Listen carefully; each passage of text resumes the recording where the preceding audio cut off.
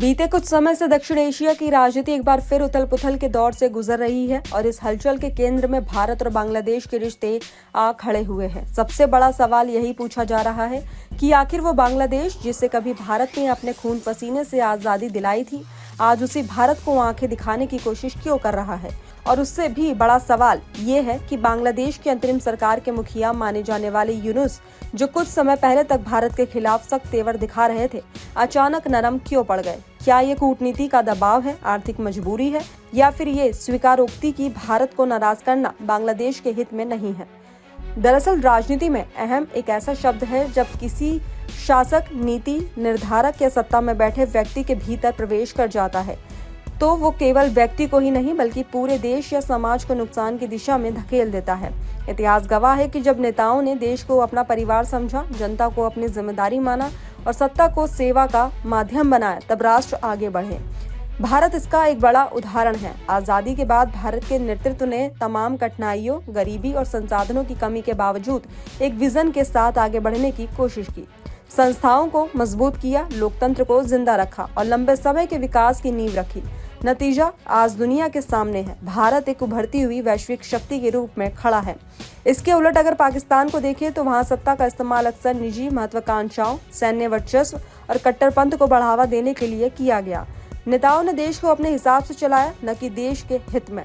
नतीजा ये हुआ कि आज पाकिस्तान आर्थिक बदहाली, आतंकवाद और अंतर्राष्ट्रीय अलगाव से जूझ रहा है। यही तुलना अब धीरे धीरे बांग्लादेश के संदर्भ में भी की जाने लगी है।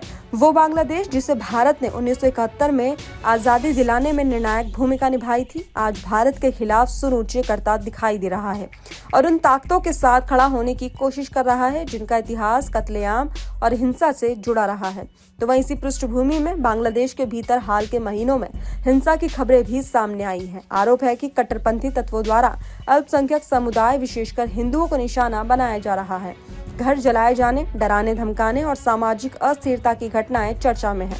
इन हालातों के बीच बांग्लादेश की अंतरिम सरकार और उसके मुखिया यूनुस की भूमिका पर भी सवाल उठ रहे हैं। आलोचकों का कहना है कि यूनुस कभी एक तरफ झुकते हैं, कभी दूसरी तरफ। मौका मिले तो भारत के खिलाफ बयान और दबाव बढ़े तो नरमी और अपील। इसे ही कई लोग दो नावों में पैर रखने की राजनीति कह रहे हैं। तो वहीं इसी क्रम में एक अहम मोड़ तब आया जब पहले बांग्लादेश की ओर से ये कहा गया कि वो भारत से चावल नहीं खरीदेगा, लेकिन कुछ ही समय बाद उसी सरकार की ओर से भारत से चावल खरीदने की बात सामने आने लगी। ये खबर जैसे ही मीडिया में आई, राजनीतिक और कूटनीतिक हलकों में चर्चाओं का दौर शुरू हो गया। सवाल उठने लगे कि आखिर ऐसा क्या हुआ कि जो सरकार भारत से दूरी बनाने की बात कर रही थी, वही अब भारत पर निर्भर होने को मजबूर हो गई। बता दें कि मंगलवार को बांग्लादेश की अंतरिम सरकार के वित्त सलाहकार सलाउद्दीन अहमद ने एक बयान दिया जिसने इस पूरे मामले को और स्पष्ट कर दिया। उन्होंने कहा कि बांग्लादेश अपनी जनता की जरूरतों को पूरा करने के लिए भारत से 500 टन चावल खरीदेगा। इतना ही नहीं, उन्होंने ये भी जोड़ा कि ये कदम भारत के साथ तनावपूर्ण रिश्तों को आसान बनाने की दिशा में उठाया जा रहा है।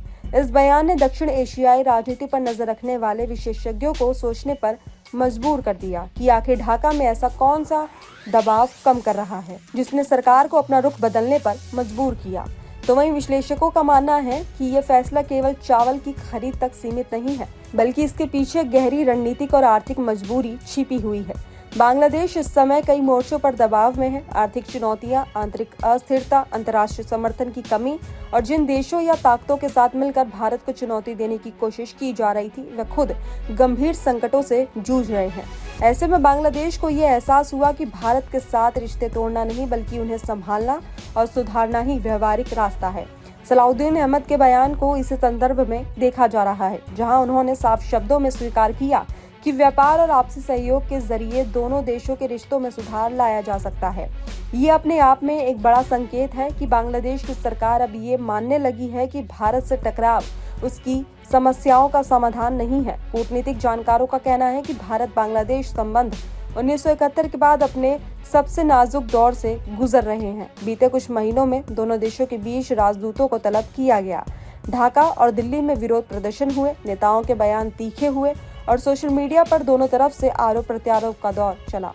हालांकि यूनुस सरकार के मुख्य सलाहकार इस बात से पूरी तरह सहमत नहीं दिखते। हालात बेहद खराब हो चुके हैं। उनका मानना है कि रिश्तों में तनाव जरूर है, लेकिन दरवाजे पूरी तरह बंद नहीं हुए हैं और शायद यही सोच चावल की खरीद जैसे फसलों में झलकती है। ये एक संकेत माना जा रहा है कि ढाका अब ये समझने लगा है कि भारत को पूरी तरह नाराज करना उसके लिए राजनीतिक, आर्थिक और सामाजिक तीनों ही स्तरों पर नुकसानदेह हो सकता है। तो कुल मिलाकर ये पूरा घटनाक्रम इस बात की ओर इशारा करता है कि दक्षिण एशिया की राजनीति में शक्ति संतुलन तेजी से बदल रहा है। भारत अब केवल एक पड़ोसी देश नहीं बल्कि एक ऐसा केंद्र बन चुका है जिसके साथ टकराव की कीमत भारी पड़ सकती है। बांग्लादेश की हालिया कदम, भारत से चावल खरीदने का फैसला और बयानबाजी में आई नरमी, इन सबको इसी बदलती वास्तविकता की स्वीकारोक्ति के रूप में देखा जा रहा है। ये कहानी सिर्फ चावल की नहीं है बल्कि ये उस सच्चाई की कहानी है कि क्षेत्रीय राजनीति में अहंकार से ज्यादा अहमियत व्यावहारिकता और दूरदर्शिता की होती है।